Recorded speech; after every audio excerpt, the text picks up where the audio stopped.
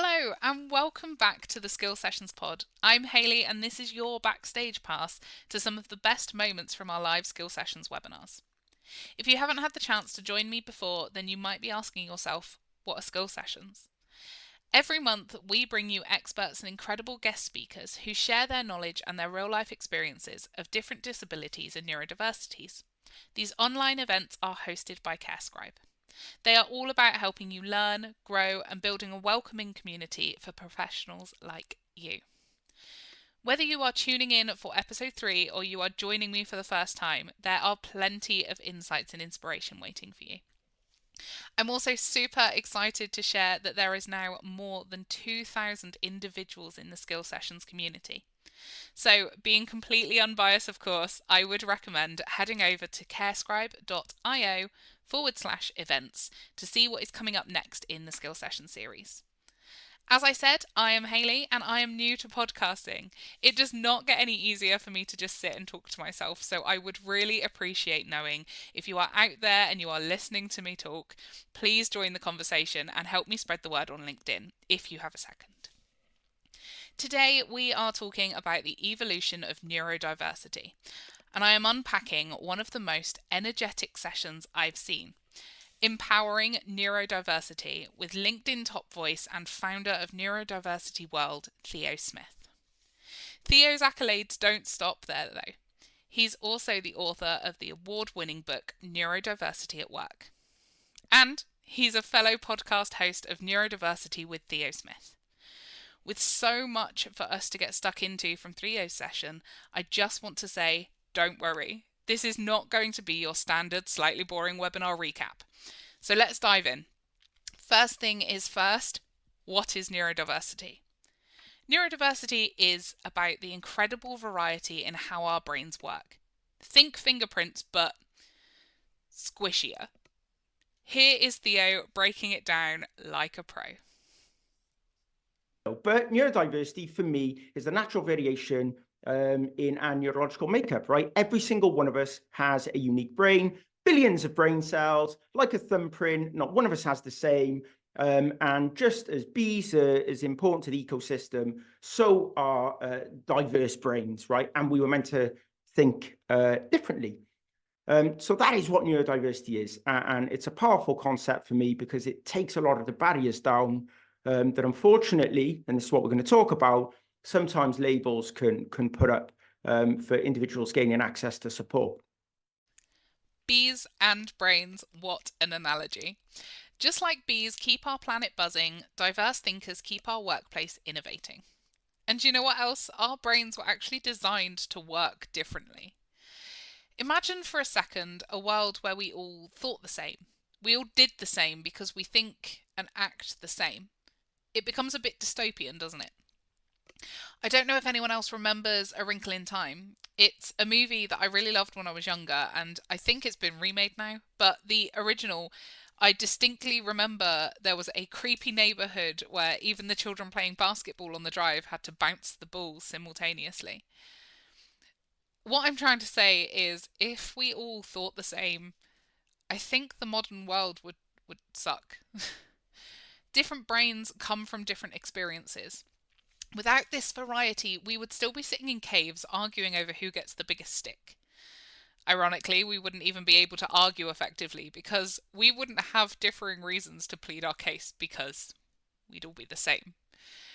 Here's the thing, while neurodiversity includes everyone, some people, like those with ADHD, dyslexia, or autism, face unique challenges. These challenges aren't about their brains being broken. It's about a world and a society that was not built with the wide variety of thinkers in mind. So we're going to talk about labels. Love them or hate them, they are a really big deal in the neurodiversity world. On one hand, labels like autism or ADHD can unlock access to support. But on the other, they can feel like wearing a name tag that says, "Hi, I'm difficult." I want to continue the clip from Theo's intro. Have a little listen. So historically, we all know that these neurodivergent traits or neurominorities or whatever the other terminology you would like to use to describe people who've been locked out of the system because of the way that their brain works, We're talking about ADHD, dyslexia, ASD, Tourette's, dyspraxia, synesthesia, dyscalculia, Down syndrome, epilepsy. I could go on. There's also other associated challenges around chronic mental health illnesses, bipolar, obsessive compulsive disorder, etc., etc., etc. For all of you that know it, right, I won't go on. But for anybody who doesn't, this is kind of the medical terminology, I would say. We've got a problem with disorder, too much use of disorder. A lot of us are starting to see it through the social model, not so much through the disability lens, although that's not to take value away from that point in conversation, because much of us need it to access help and support. It's more to say that we are, as a community, starting to reframe the way that we see ourselves and the way that we would like to see others. Now, if you aren't familiar with the social model of disability, please go back and listen to our last episode, A Different Brain, A Different Perspective. Jess Meredith covered this in her webinar, and we talked a little bit more about it in that episode. Some labels are like being handed the key to a stationery cupboard, but every time that you use it, someone makes you feel guilty for needing it, because that would be really awkward, right? Oh, look at that pen that you've got from the stationery cupboard. If you were better at your job, you'd just remember everything. Who would need to write it down? That's why we need to rethink about how we use labels. They shouldn't be barriers. They should be tools for building bridges.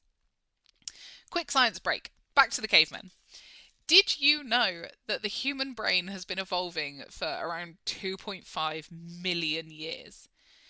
In the past couple of centuries, we've thrown it into sensory overload, thanks to fluorescent lights, noisy offices, and we have forgotten what boundaries look like because some people receive emails at 2 a.m. I'm going to leave it to Theo to explain metaphorically exactly as he did in the webinar. The Earth itself is 4.5 billion years in development, right? So that's important, right? 4.5 billion years this planet has been developing. We know that the universe is expanding at a faster rate than we ever could have imagined, right? So when we put our lives today into context of that period of time, it's a pinprick, right? It's almost inconsequential in terms of the length of time that this planet that we live on, that we're borrowing time off, right, has been developing for 4.5 billion years. Now, consider this. The Mexican Tetra Blind Fish, one of the most researched fish and animals on the planet, 2 million years ago, evolved or developed to be blind. It lost its eyesight initially, and eventually it lost its eyes completely. And the reason being, it took up a lot of energy when you're in the darkened caves of Mexico. And therefore, you didn't need this energy in these darkened caves to be wasted on something that you couldn't use. So they evolved to be blind.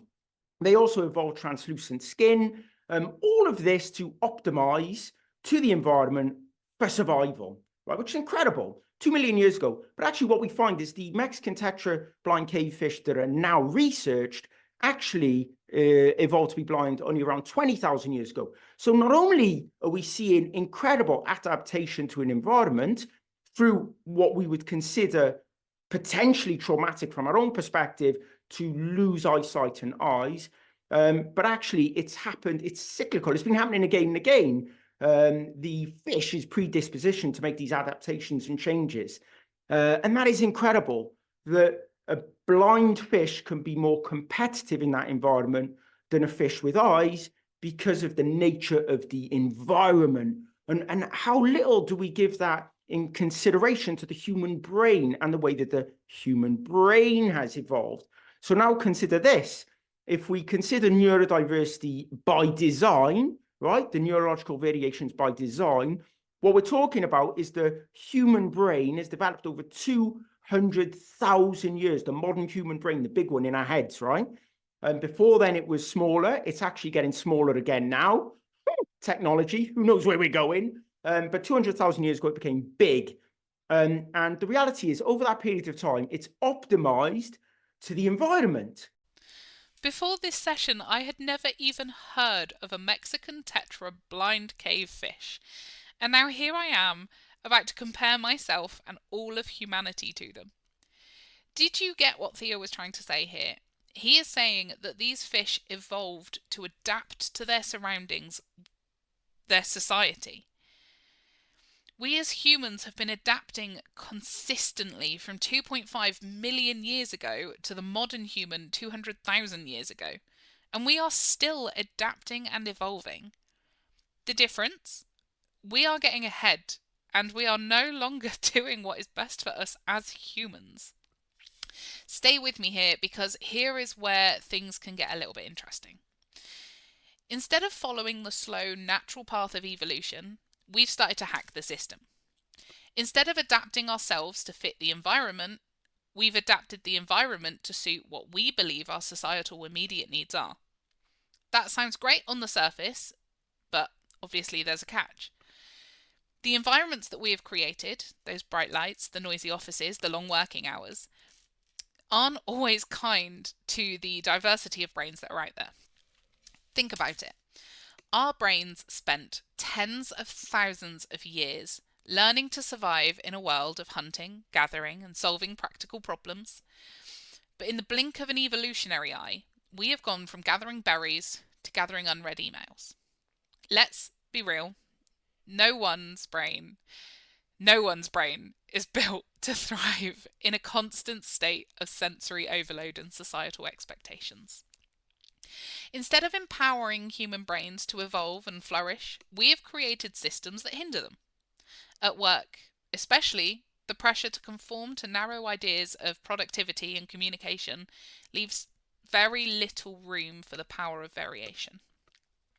Think about the first generations of Mexican Tetra fish who were adapting. They were probably swimming around noticing that things were starting to get a little bit darker. Maybe they didn't notice because it was too dark in the caves. Bit by bit, they started to lose their eyesight. And I can't help but wonder if they panicked. Probably not. I suppose fish aren't exactly known for existential crises.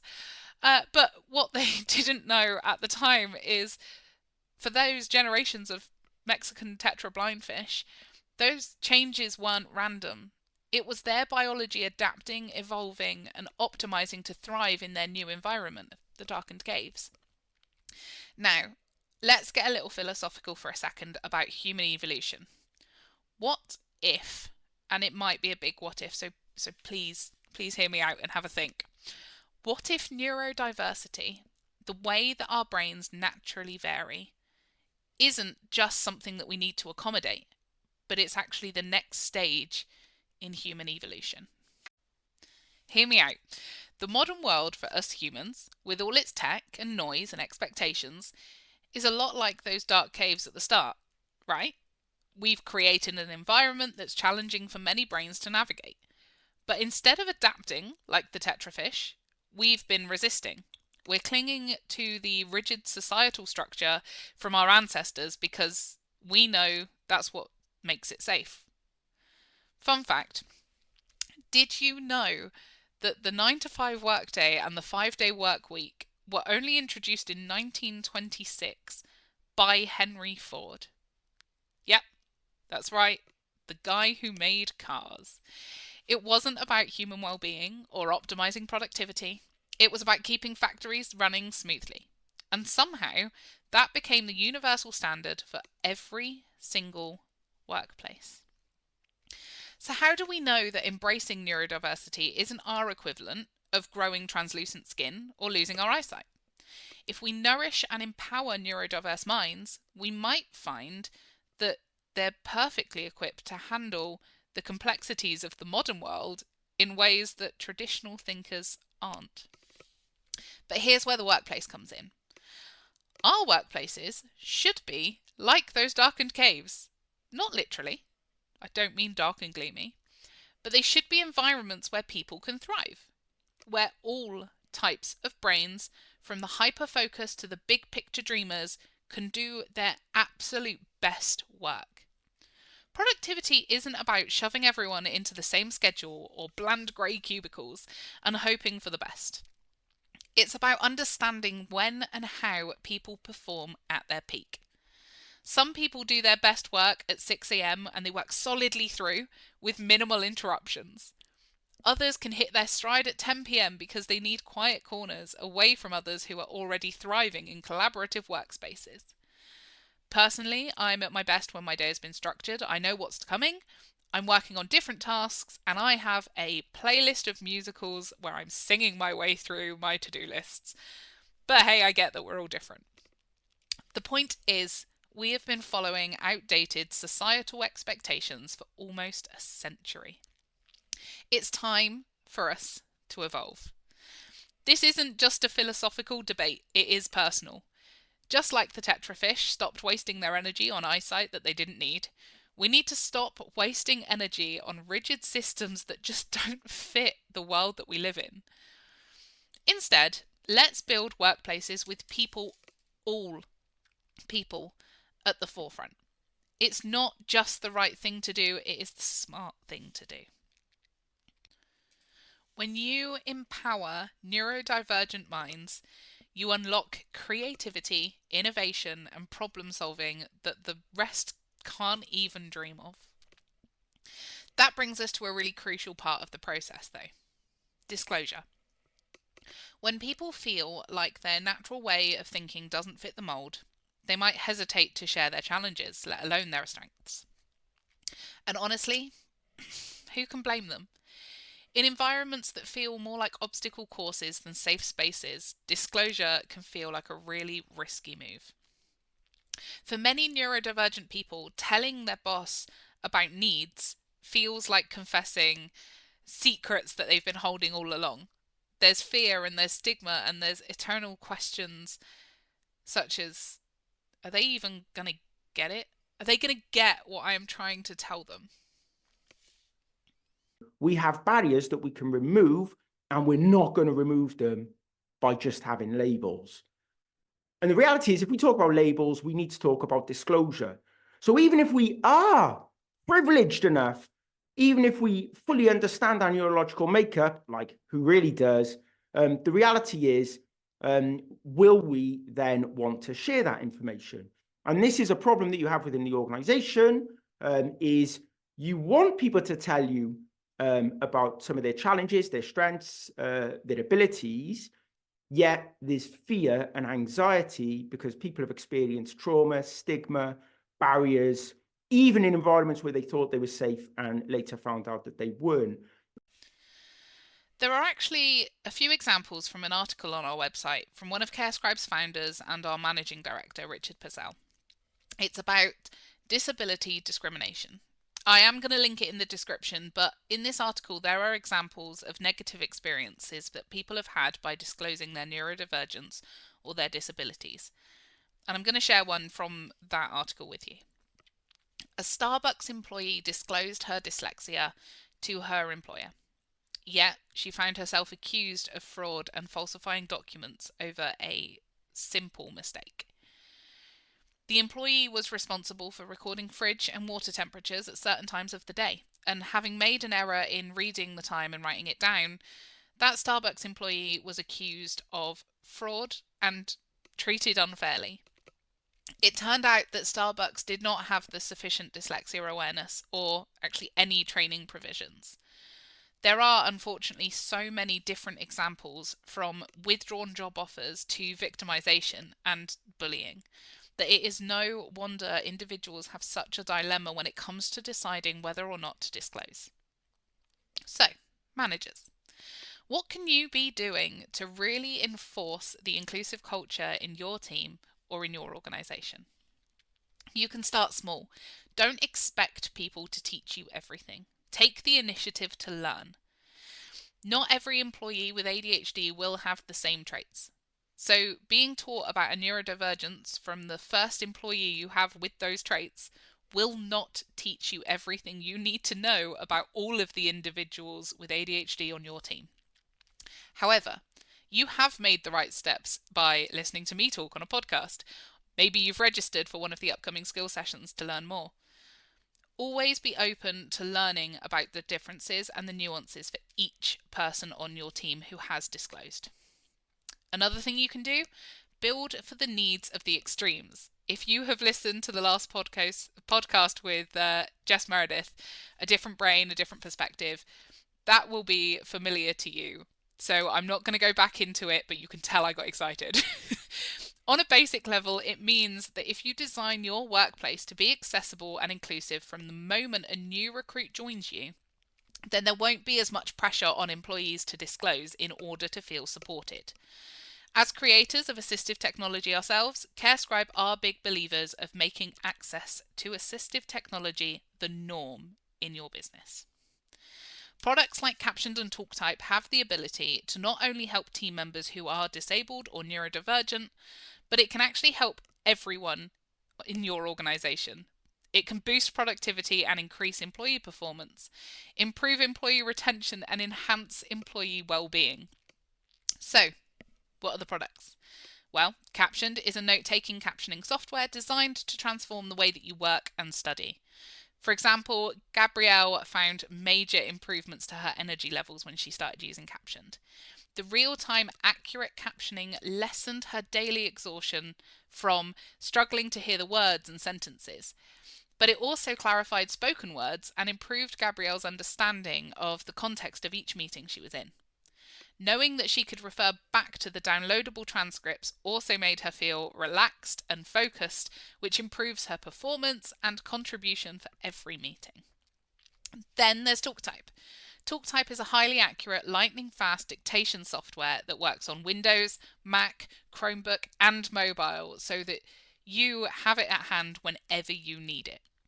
You can read more about them on our website, but when it comes to accuracy, TalkType outperforms all of the major cloud providers, including Microsoft, Google, OpenAI, and Amazon.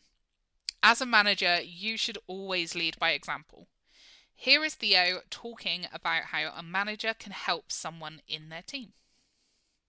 What you need to do as a manager is you need to be able to go away and educate yourself a bit, and then go like you would with any conversation. Hey, I listened to this podcast. This person was sharing this stuff about this.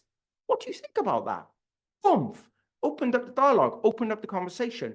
No pressure on that individual to say that they need to share about themselves, but you open up a conversation about something, and that starts to enable you to develop that conversation further. Start small and build. Don't go on with the most, dramatic, problematic idea or concept first of all. Just start with, I watched this program and this is how they portrayed this thing. I found it a bit odd or strange, or I was interested or fascinated. What do you think about that? And I think that's a much more productive way to start having productive conversations within the team as well, by the way. This doesn't start as you mean to go on. Start building those conversations within the team, build them individually, and start to create that sense of psychological safety. But protecting individuals, because if that person shares with the team that they're autistic today, and you go and take another job as the leader tomorrow, where does that leave that individual? Well, it leaves them with a different leader tomorrow. And it may not be as a leader who's as empathetic, as caring, as compassionate, as understanding, as appreciative as you were. So we also have a responsibility and accountability as leaders that just because we think we're good and we're okay, and we're doing the best by them, doesn't mean the next person will. So we have to future-proof it as well. We have to think about the longer term impact on that individual who's been at the company for 15 years and we've only been there for 2 as a leader. So I think it's not as simple as individual, tell me your problems. It's what am I going to do as a leader to protect that individual, and to ensure that they're not left in a desperate situation in the future, which unfortunately I think many are. That's the problem we have. Translation: be curious, not clueless. Watch a documentary, listen to a podcast, or just ask, how can I make this work better for you? Remember, how you react in the moment that someone discloses has the possibility to shape that individual's future experiences. If you act negatively, you can fuel their anxiety about telling others and forever become the base of their story, where they tell people in the future that they had a manager once who just didn't even know how to act, didn't help, and then work started getting really weird for them until they had no choice but to leave. On the other hand, you could be the really great springboard for their career journey.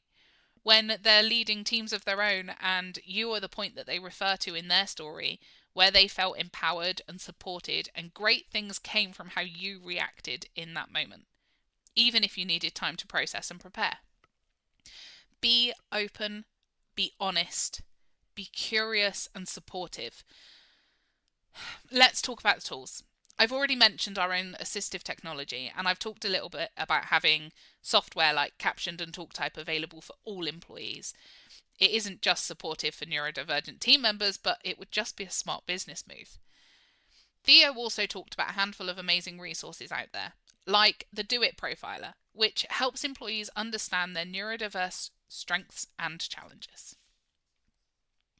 And the real issue here is that a lot of people may be misinformed, misadvised, misunderstood their neurological makeup, and therefore they may be struggling in communicating to the organization of what they're having problems with, of why they're not able to finish certain tasks, of why they're struggling to communicate with certain people, of why they keep on getting into hot water over certain pieces of work, conversations, etc. So I utilized the Do It Profiler by Amanda Kirby, not just for myself, when I started to explore my neurological makeup about 6-7 years ago, when I realized dyslexia that I was diagnosed with as a mature student with no formal qualifications in university. I was diagnosed there with dyslexia. It was many, many years later that I was thinking, there's something else going on in my brain, and there's other barriers and opportunities I'm just not understanding. I utilized the Do It Profiler to help me to be able to better understand that neurological makeup, and it was powerful. I then utilized it to advocate for my child because the school were not that forthcoming because she's highly introverted and quite quiet and compliant, and therefore wasn't a problem. Yet she wasn't obtaining the information, and she wasn't learning in that environment. And for me, if you're not learning in the environment, that's the greater problem, not whether you're compliant or not. And therefore, I was able to utilize it to help me advocate for my child, because the child version enabled us to help that. Now, by the way, I'm sharing some tools and concepts and ways of working. You can do these things yourself. You can start very small. You can support employees through simple mechanisms to better understand some of the barriers and challenges, but there needs to be trust that's built there. At the end of the day, it is not about fitting into a mould. It is about smashing the mould and building something better. We're going to leave it here, and maybe we will revisit Theo Smith's session again in the future. In the meantime, I want to quickly tell you about Amanda and Theo's award-winning book that I mentioned earlier, Neurodiversity at Work. It explains what neurodiversity is, why it's important, what benefits are. It covers how to attract, recruit, and engage neurodiverse talent, and provides guidance on how to adapt your HR policies, processes, and workplaces to ensure that all employees, including the 2 in 10 employees in the UK who are neurodiverse, can reach their full potential. I also want to tell you about CareScribe's free ebook that you can find linked in the comments, The Ultimate Guide to Neurodiversity in the Workplace. As I said, it is a free ebook, and it is filled with practical advice and information to help organisations of all sizes better support neurodivergent people. With contributions from our very own Dr. Richard Purcell and People Director Elle Chappell, it also includes contributions from Jess Meredith from Differing Minds and Deborah Leveroy from Neurobox. Both of those are worth having a read when you get a chance. And there you have it. From bees to blind cavefish and labelling, we've covered so much today. Remember, neurodiversity isn't about awareness, it's about action. So, whether you are a manager, an employee, or just someone who loves a good brain fact, go out there and make your world a little more inclusive. Thank you for joining me for this episode of the Skill Sessions Pod, and I will see you again next month. In the meantime, please check out the Skill Sessions playlist on YouTube for the full sessions, and if you have learned anything from me or Theo today, please subscribe to the podcast. Maybe it's too cheeky to ask you to also leave a little review. Either way, please come back for more in the future. I have been Hayley. This has been the Skill Sessions Pod. Thank you and goodbye.